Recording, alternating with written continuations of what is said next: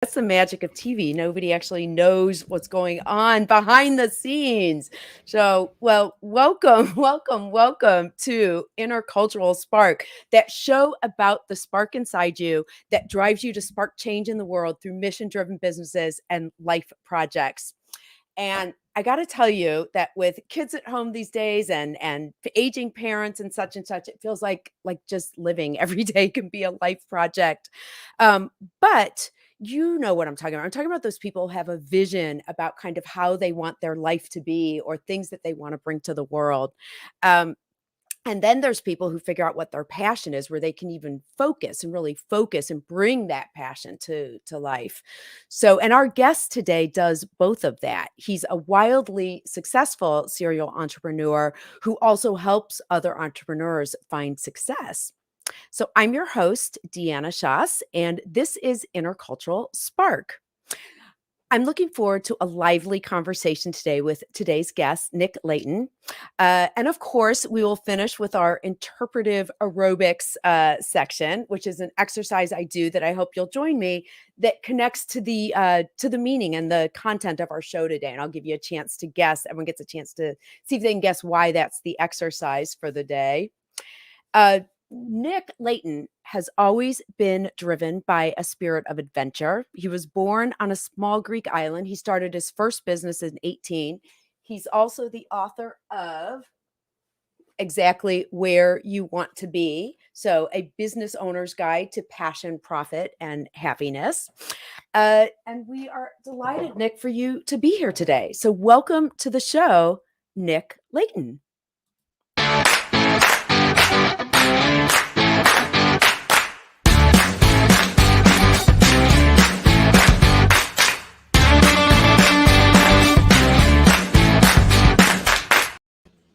Deanna, hello. How are you? How you doing? I'm Good. very, very well. Pleased to be here.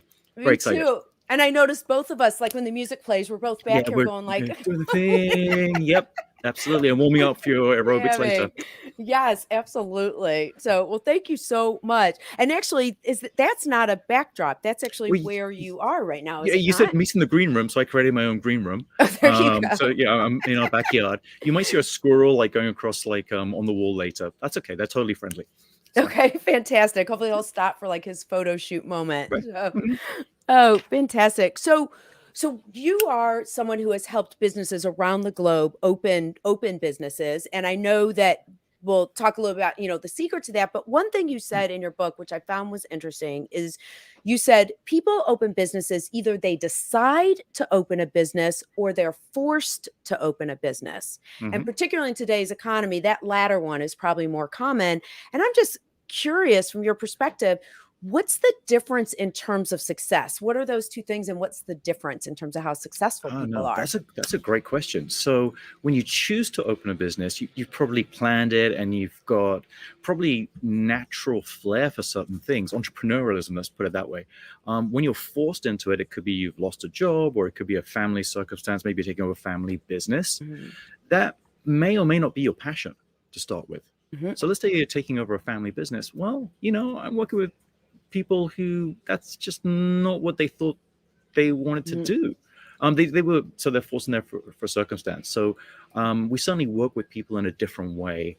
Some are entrepreneurial and always energetic and very influencing, but that's really not the exact makeup of every business owner I come across. And people who have been forced into a business, they maybe have other strengths. They may be way more compliant. If you think about the entrepreneurs, the people who started businesses, they break rules. I always have this joke when I meet someone who's an entrepreneur. I'm like, have you ever been in trouble with the law?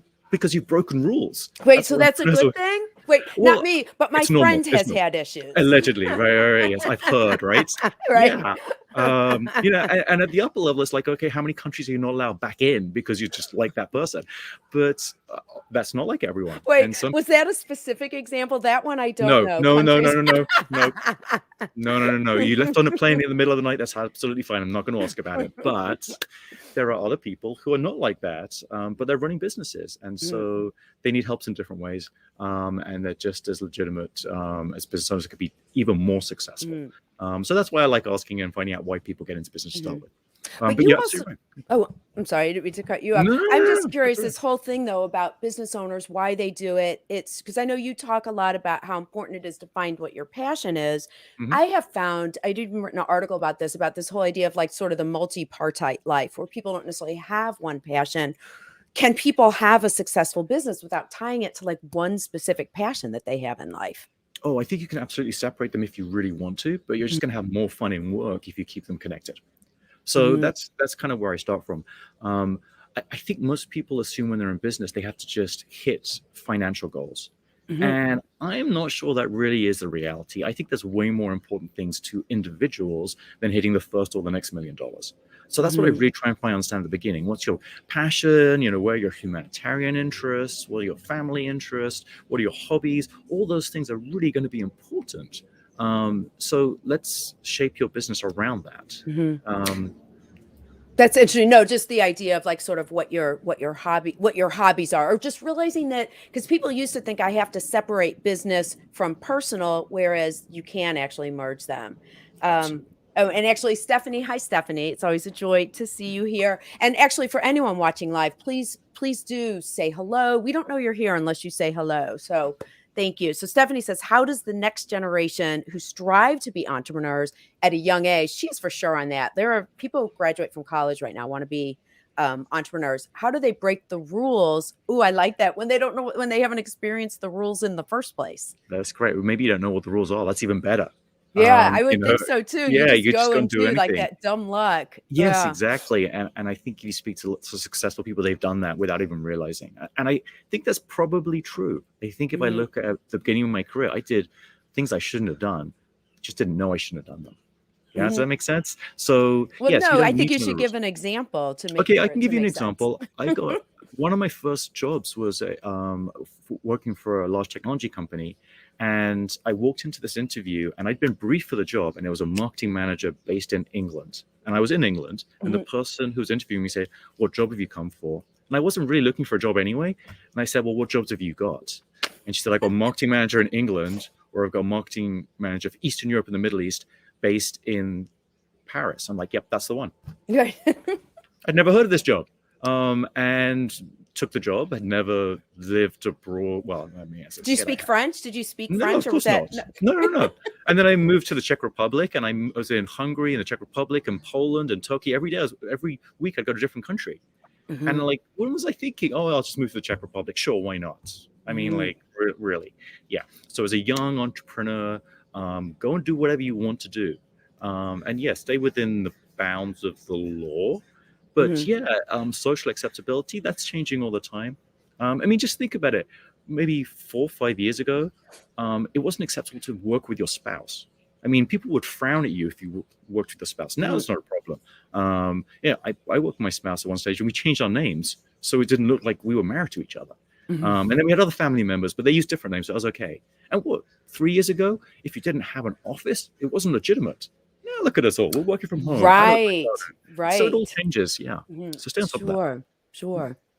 So, the power of story. So, the first time that you and I spoke before the Mhm. show is that you Yeah. told this fabulous story, which I'm going to ask you to tell. But then I said, do you have a structure for story? And you turned your camera and you actually had like this grid on your wall with, it looked like even different colored Post-its that showed Mhm. how you were developing your story. Mhm. So, it was about, and as a PR person, I love Right. the one where you get hijacked by people at gun. Tell the story, and then how do you structure stories when you're actually going to use them for a purpose in business? Sure. Wow. Okay, that's a long question. Let's see if we can make this short and sweet. At the time, I ran a PR agency in the Middle East.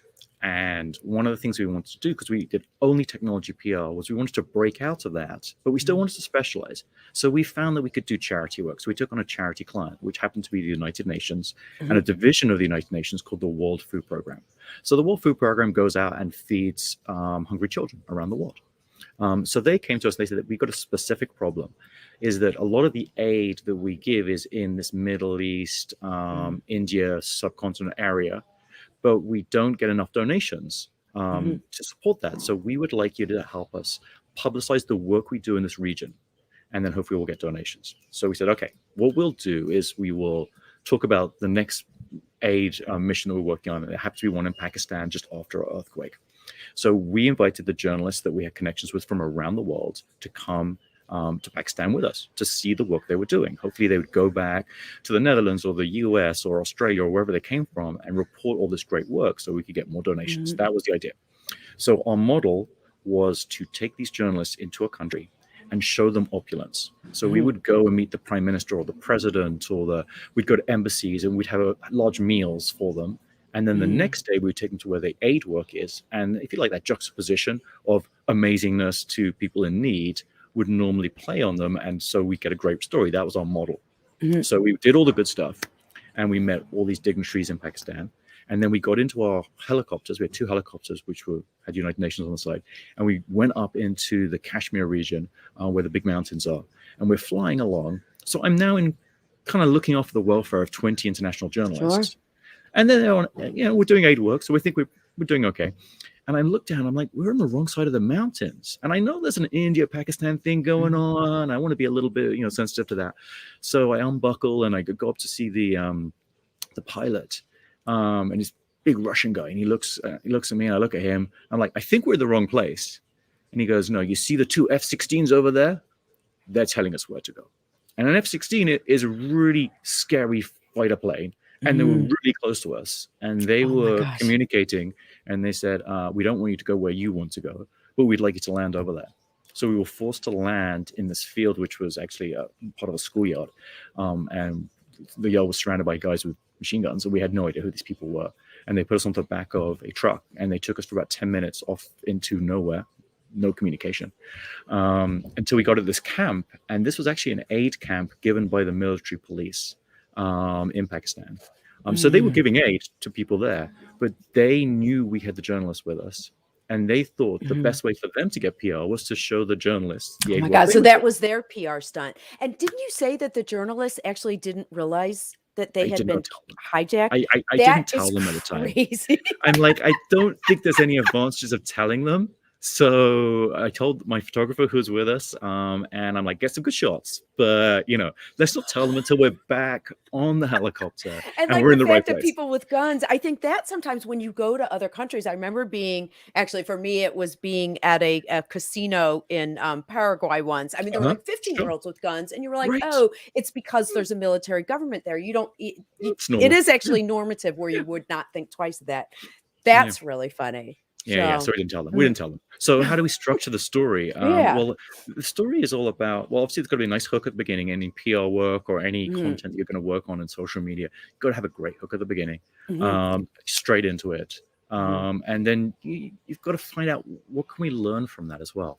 So there's definitely got to be give back. And so the structure, and I did show you all kinds of sticky notes where I was developing my next speech I'm working on.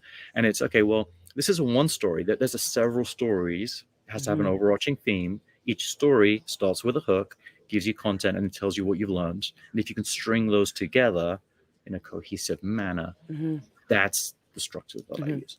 Well, and it sounds like what's interesting is you're starting, which makes sense. That's how movies start, but starting with the drama. I have a client who he does grandparenting. He's like a grandparenting activist. And right now we have 200 grandparents across the US and I think in Canada and Israel that are getting writing prompts twice a week to write stories. But I like that idea. If we were giving them ideas of how to, even they're talking about stories of their childhood to share with their grandkids. But there's still that moment. What's that moment of drama? Because sometimes the problem is like people, or at least the grandparents will be like, well, I had a ham sandwich for breakfast, even though the story was when they got pulled over at 6. Right. Yeah. Start of the drama, then go back a bit. Yeah. And then go back, which is what you just did, which is great. Stephanie, so this is interesting. Stephanie has another question. I'm going to preface your question with my question because they're related. So Stephanie wanted to know if there's regional differences in the way entrepreneurs do difference, like California versus Illinois and New York City. I had the same question, but mine was actually also international because you ran a public relations firm in the Middle East. And so I'm also curious, especially with something like, this is, I'm answering my own question. I swear I'm going to stop talking, which is how people do PR, because I would think it's totally different until you tell me that they hijacked your plane. as a Right. PR stunt. That was a pretty good idea. Right. Yeah, it was pretty good, right? I'm not Yeah. condoning Okay. hijacking, No, to no, be no, no. clear. No, let's not say that. But so Okay. regional differences and Okay. international differences. Okay. So I think it's actually the person difference, not the region. So let's take the person from the Oh, region. interesting. So Okay. so when we're in the Middle East, what we found, and everyone says they're unique, but what was unique about the Middle East is you have three groups of populations there. So you get the Arabs, who are either local to their country that you're in. So I was in Dubai, United Arab Emirates, so you get local Arabs, but then you get expat Arabs, such as Egyptians or Jordanians. Then you also get Westerners, maybe Mhm. from the US or from the UK or Western Europe, wherever. And then you get subcontinent. So all three types have to communicate. And so you'll find that people generally go towards their own type. So there are certain newspapers or magazines or social media that work better with different cultures. So, Mhm. for example, in the UAE, there is English language newspapers and there's Arabic newspapers, different language. Mhm. So we found as an agency, not because it was easy, but because we had to have account teams that had an Arabic speaker, someone from Western Europe, and someone from India or Pakistan or one of the Mhm. subcontinent areas. And we had to have that because we had to have the relationship with everyone in the media. Mhm. So it was about how do we get the best relationship? And that's really what we thought it was down to. Mhm. It was down to the relationship with the individual, less though the location. Mhm. So, if you were a very small PR agency, like maybe a one person just getting Mhm. going, there's no way we could expect you to have a relationship with everyone in the media. Some people Mhm. just don't get on with. So now let's apply that to looking at a national level, California, Illinois, New York City. You know that these people speak differently, act differently. So how do you understand yourself and how to communicate Mhm. with others?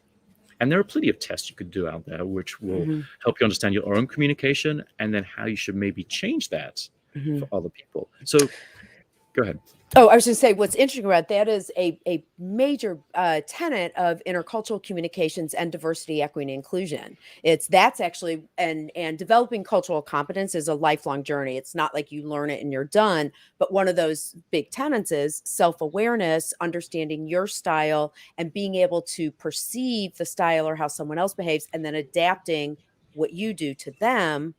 That's for an individual who's able to have really good cultural competence. But the other thing you're talking about is that's the whole reason why having diverse teams actually again and again will help outperform homogenous teams because of those relationships and because of how people 100%. yeah. 100%. So I don't think I could answer the question California, Illinois, New York City. I could tell you Los Mhm, Angeles, Chicago, New York City, similarities. Big mhm, cities, people are working at a certain pace of life. Now compare that with someone who might be working in Portland, much smaller city, mhm, different background. Yeah, I think there's going to be different style of entrepreneurship in someone who's working, I don't know, Palm Springs or something. Yeah, sure. There are agencies and businesses everywhere. I think the big cities probably operate similarly. mhm, sure.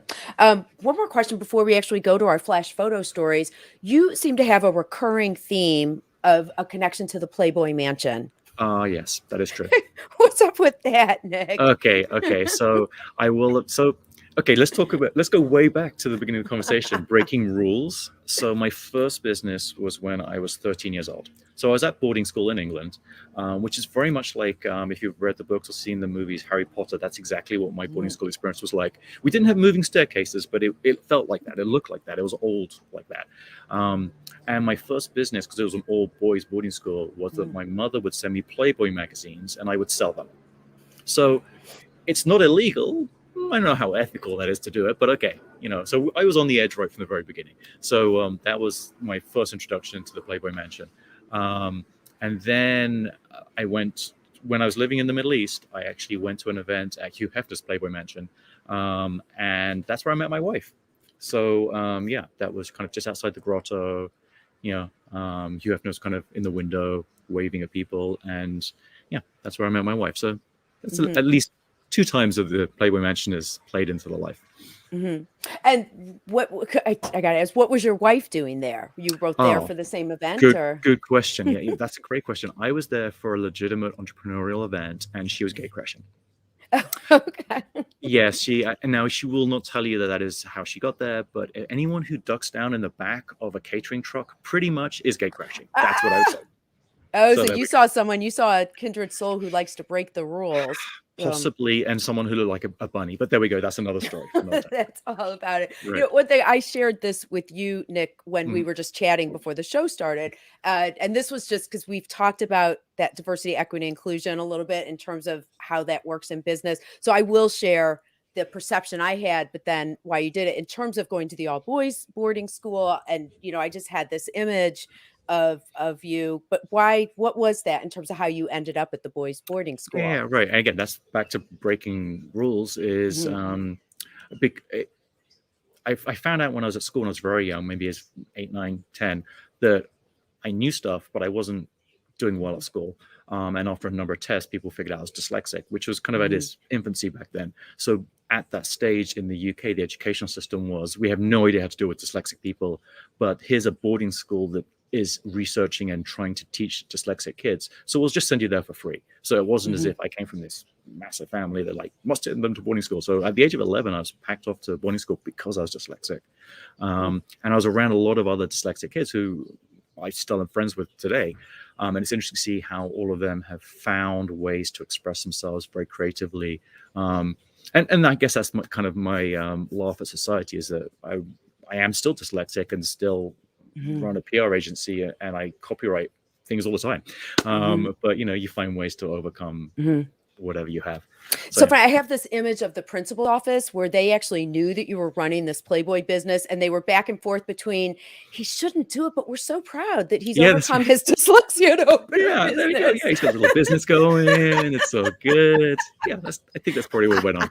Right. Oh, Yeah. that's so funny. So, Mhm. Nick, we are actually at that time where we are ready for the flash photo Flash photo stories. I love stories. this. That's great. Yeah. Okay. Okay. So, all right. So, this is the part of the show where Mhm. I flash a photo on the screen, and Right. you actually tell us just a sentence or two story about it. So, Okay. tell us Well, what's happening here. that's me on the left hand side as a baby in Mm, Greece. That's my mother, who actually is just visiting me from the UK. That's my father. And between them, they have 7 marriages, but they were never married to each other. and that's where I guess they ended up leading to your to the Greek island where you were born. So, yeah. Exactly. Yes. Mhm. Yeah. Absolutely. So that's me and my wife. My beautiful wife who I met at Playboy Mansion. We got married in Italy, in Tuscany region, because that seemed to be not in the Middle East where I was living at the time, not in the UK where my family is, and not from California, which is where her family is. So we met in the middle. Oh, is that like that thing where you invite a whole bunch of people so that they think you love them, but then do the wedding someplace where no one can actually come? That's exactly it. And Is that only what the it was? people who are true friends will really make it. And we invited 200 people. And I think we had 30 people, and it was Yeah. magical. Yeah. Yeah, well, it looks gorgeous, really just amazing. Yes. What's going on Yes. here? Okay. So when I was in the Middle East and I started my first PR agency, someone said to me, it'd be really good to do a photo shoot. And by the way, I have this, let's call it tamed, whatever that is, cheetah, tigery thing, whatever it was. I think it's cheetah. I don't know. So they're like, just stand over there, Nick, and pretend you're making a phone call and we'll use it for publicity, which was really stupid because this thing could have probably ripped my Mhm. arm off. But yeah, it was fun doing the photo shoot And with some what was wild the animal. PR for? Was this for your agency Yeah, or what? for launching my new agency. Yeah, exactly. So yeah, Gotcha. there was Okay. pretending to be on this very important phone call, pitching a story to a journalist while petting a wild animal. Crazy. Yeah, That's so funny. You do look like you'll do anything for your clients, though. that's right. There you So go. Yeah, yeah. commitment. Yeah. Well, and it actually emphasizes it's so funny when you're in PR and you're like PR'd by the other Hmm. PR people, Hmm. uh, Yeah. which is there, but it does emphasize that whole idea of visuals. Like you got to have your visuals. Yep. So, Yep. There we go. Harry Potter land. That's exactly what boarding school was like. Yeah. oh, is it? Yeah. It was Hmm. it that big with all the secret hallway? Well, you said It was not definitely secret staircase. Yeah. well. They didn't have moving staircases, but they definitely had secret places, and there were places which were supposed to be haunted. And yeah, oh yeah, yeah. It was Hmm. pretty much like that. Hmm. Yeah. How often did you get to see your parents? When would you go back? Literally, it was between the terms. So I would summer, Christmas, and probably kind of a spring break, and I Hmm. think maybe you got a weekend in between them, and that was it. Hmm. I Yeah, like how the selling the Playboy though did you said it helped you with your popularity. It helped you make yeah, yeah, friends. So certainly, once you open the certainly. library. Yeah, this was hilarious. I was before I knew I was dyslexic stage, but I hadn't gone on to boarding school. It's just before I went to boarding school, and this is why I knew I'm dyslexic because this class I was in, they would get you to write stories and like, Dear Santa, this is what I'd like for Christmas kind of thing. Mhm. And then they would send them into magazines and Ah. print them with all the typos, which adults thought was hilarious. Oh. So I guess one of mine must have had more typos than anyone else's. So they're like, well, Nick, we'll just take your picture and we'll put you on the front of the magazine as well. I'm like, sure, okay. So that was me at, I would say, 9 or 10. My first photo shoot. Yes, thinking about what I should be writing and how I should spell things. Yeah. Looking very, very pensive. Yes, So, exactly. Yes. Yeah, it's so funny when you look at how you said how the rules changed. There is no way that a publication would do that. Let's ridicule Right. Nick because he's so Yeah, bad. that's right? right. He's got really bad. Yeah, he wears a really bad blazer at school and he can't spell. We'll put him on the front cover. Makes sense. Right. Yeah. Oh, that is great. What is this? This is a bottle of ouzo, which is one of the most famous drinks from Greece. Mhm. I wasn't actually born on the small island. I was born in Athens General Hospital, but then went Mhm. back to the small island in Greece. I know that we both come from the same background. So my mother's Jewish. So Okay. the doctor came over day 2 of my life and said, well, Jewish background, we're going to have an operation. And she's like, well, seems to make sense. And they go, well, that's great. We could do all that for you, but we don't have any anesthetic for children. So we'll just give him a little bit of ouzo. It'll be fine. It'll be fine. Yeah. So I just want you to know that is actually traditional. The only difference is technically it's supposed to be the 8th day, not the 2nd day. Mhm. And actually they will often use wine and put it on the baby's tongue as Yeah. the anesthesia. Yeah. That is fantastic. So you had ouzo. So that Ouzo. There you go. Yeah.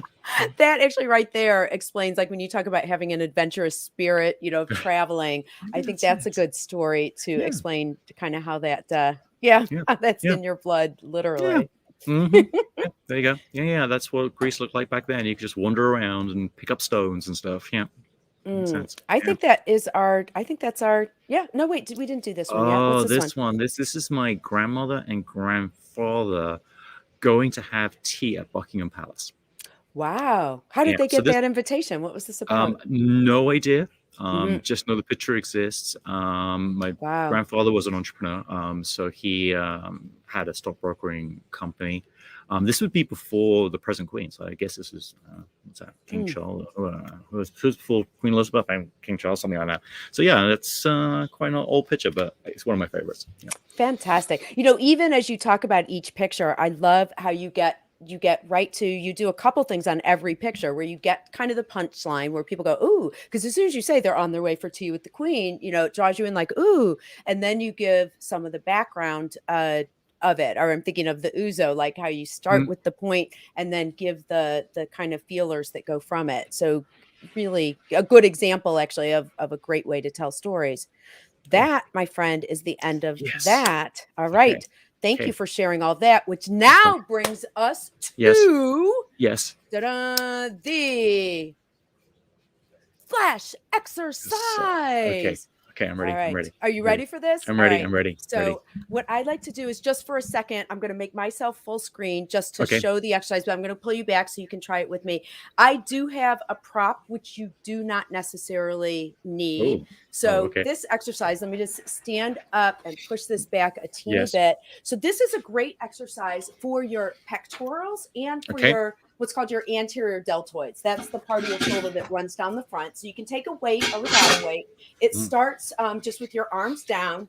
You're going to lift up. So lift straight up to shoulder height and then bring one hand about 45 degrees off and then bring it back down. I'm going to switch to the other hand. So you lift, you only have to go to shoulder height. You come to the ankle, you bring it back down, which, by the way, for anyone else who's Jewish, that is your Hagba muscle. If you're ever going to do Hagba to lift the Torah, it's that one. So it's lift, squeeze, and down. I'm going to bring you back on screen so that we can see you doing that as well. Okay. All right. So I've got my coffee cup, if that's good there enough. you go. That's perfect. Yeah, that'll work. So straight arms, we lift. Lift, got it. Let go with one hand and come to the corner. There you go. Bring it back. Yes.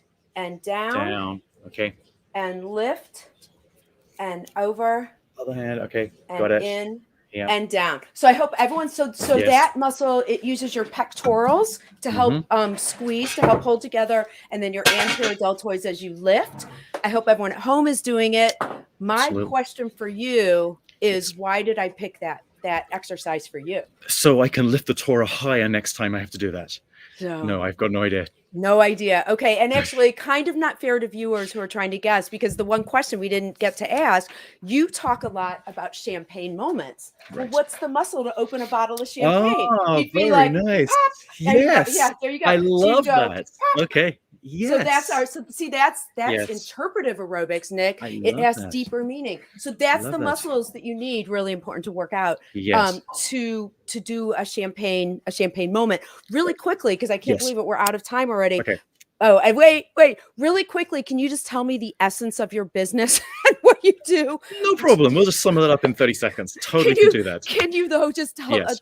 What's a champagne moment? 'Cause I Champagne know moments. that's There is important. no point in running a business, or even if you don't run a business, your career, if you're not doing it for a personal reason.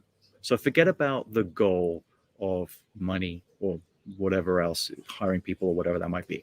Find out the one thing you want to do personally in the next year to 2 years, and write that down and have that as your goal.